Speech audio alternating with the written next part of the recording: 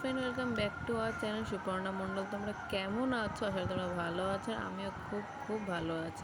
নতুন একটা ভিডিও তোমাদের অনেক অনেক ওয়েলকাম। তো আজকে ওয়েদারটা খুব সুন্দর একটা ওয়েদার, হাওয়া হচ্ছে, হাওয়া না প্রথমে ঝড়ই হচ্ছে, ঝড় তার সঙ্গে বৃষ্টি হচ্ছে, খুব সুন্দর একটা ওয়েদার। তো এই ওয়েদারে ভাবলাম তোমার সঙ্গে কিছু রান্না শেয়ার করি। তো আজকে আমি এই ওয়েদারে অনেকে খিচুড়ি খাই, তো আজকে আমি পোলাও আর আলুর দম রান্না করবো।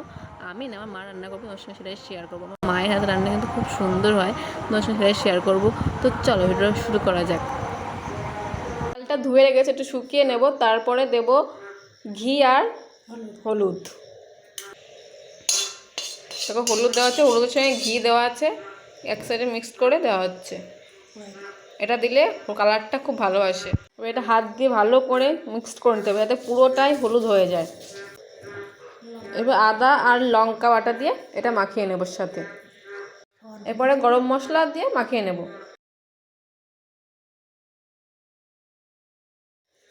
তো এটা মাখানো হয়ে গেছে, এবার 5 মিনিট রেখে দেব। তেলটা গরম হয়ে গেলে দিয়ে নেব। তো তেলে দেওয়া হয়েছে তেজপাতা আর কিশমিশ আর দারচিনি লবঙ্গ দেওয়া হয়েছে।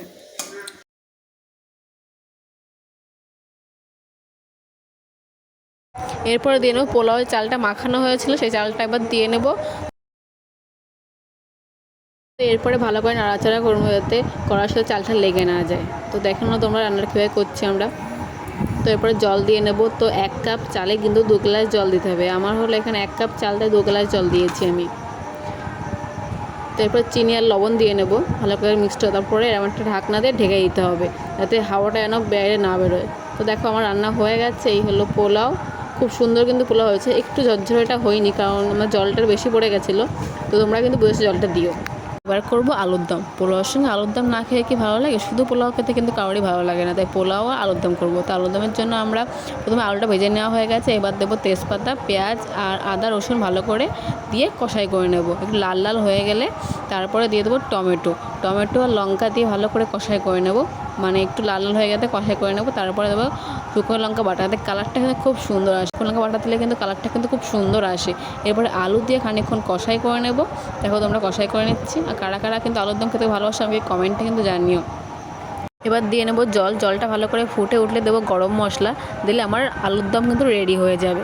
তো আমার রেডি হয়ে গেছে, আমি খেতে বসে গেছি। তো আমার পোলাওটা এত ভালো হচ্ছে যে আমি খেতে বসে গেছি। তোমাদের কার কার আলুর দম আর পোলাও ভালো লাগে আমি কমেন্টে জানিও।